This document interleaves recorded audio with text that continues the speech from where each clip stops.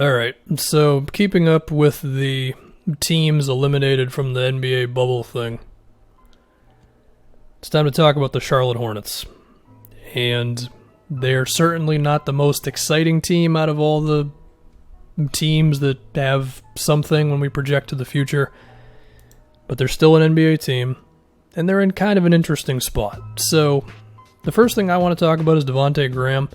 For all the nice things I said about Devonte, where I gave him most improved player and I praised his shooting and his playmaking and the fact that he went from being an unknown to being the leader of the offense in one season, he really sucks at shooting two-pointers. I mean, he shot 40% on twos. He was great from three, his free throws were good, and his true shooting percentage was still below average because he's that bad from mid-range and at the basket. So, what's the deal? Is he just going to become great at pull-up mid-rangers? I mean, it would make sense if you're already good from three, and a lot of those are pull-ups and contested shots, that you could make a 17-footer efficiently enough. As far as being better at the rim, he shot 54% at the basket. It's not great. He doesn't have a super lot of verticality. I don't know if we can ever expect anything crazy from him like that. There's a chance that for Devonte Graham to be more efficient, he's got to take on like the D'Angelo Russell formula, which is basically making a whole bunch of jump shots.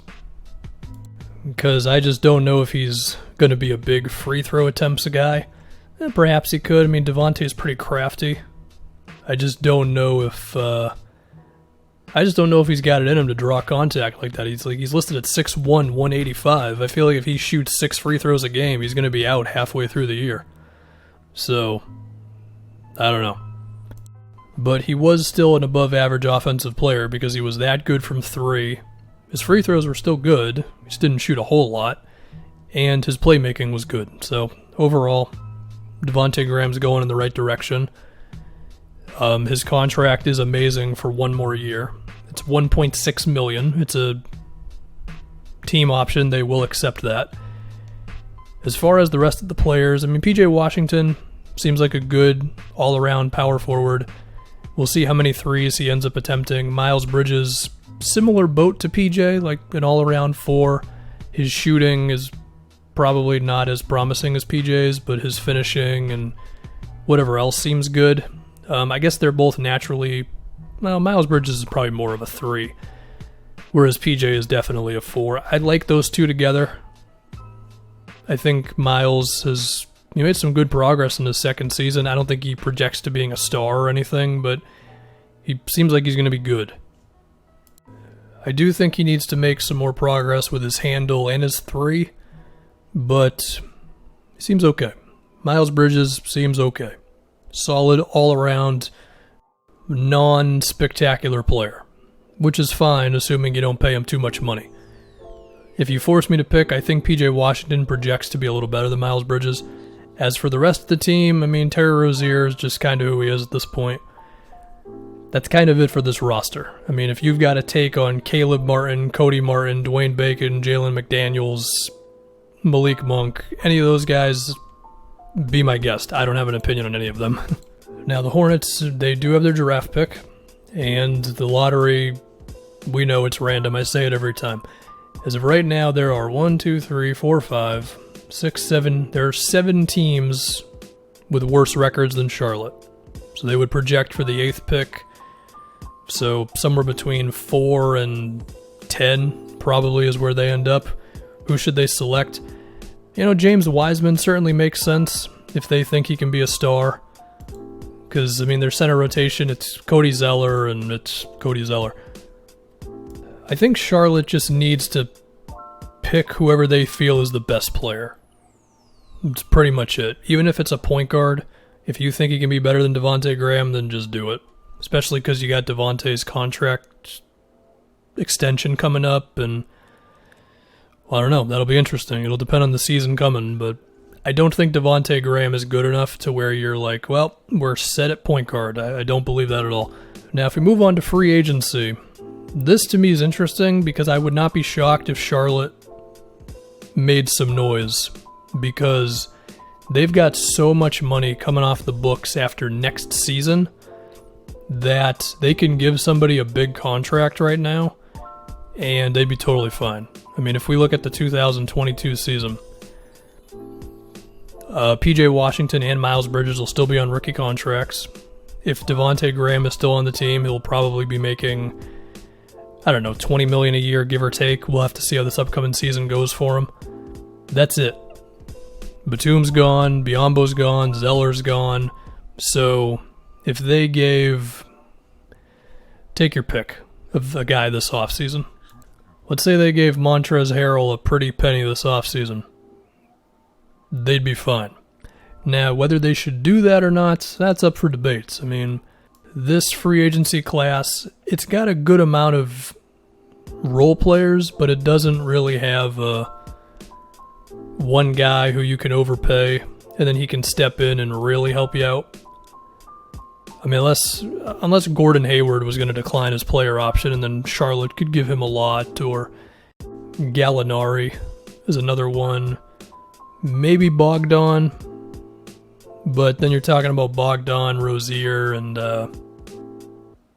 Graham. Like, that might be too many of that type of player.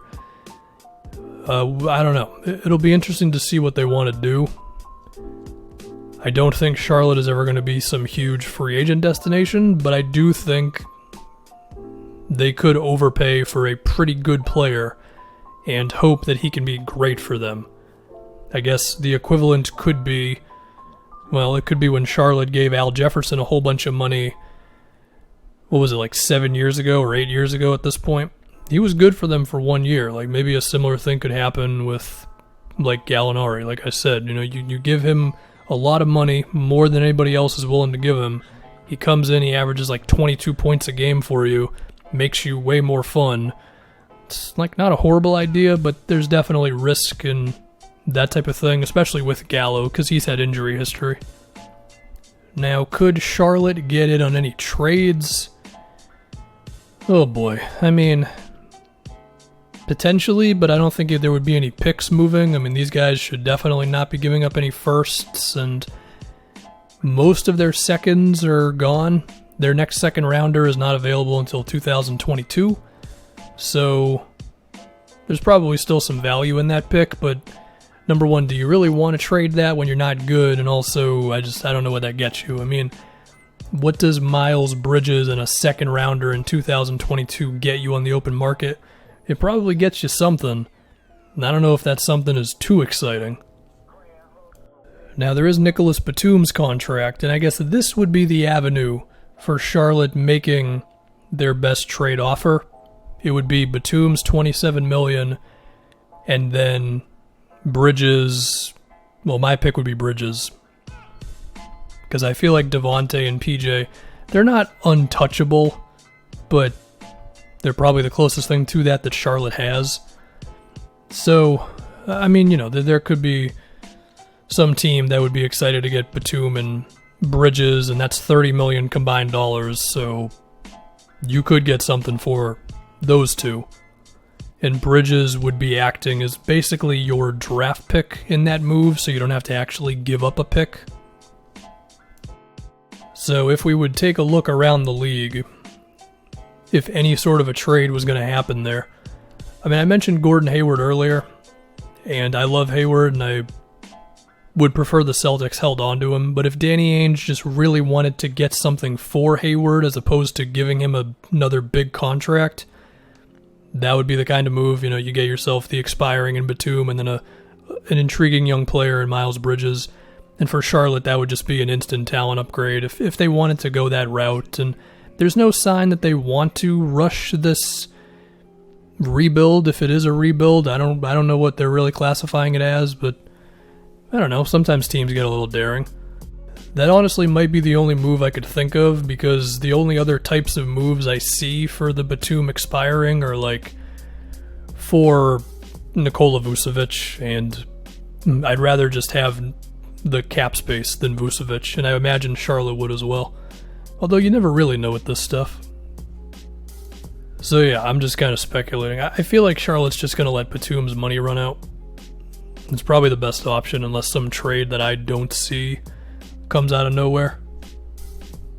So yeah, I think the big thing for Charlotte's the draft right now, because there's some stuff, like they've got some trade assets, but none of them really blow you away. They don't have any extra draft picks. They've got cap space, but they're not a free agent destination. Yeah, I think it's the draft. I think if they draft someone who's just kind of good, then there's a chance Charlotte just kind of keeps treading water for a few more years. But you know what? Let's at least give Charlotte this much credit. They've done an okay enough job of transitioning from their going absolutely nowhere team around Kemba Walker.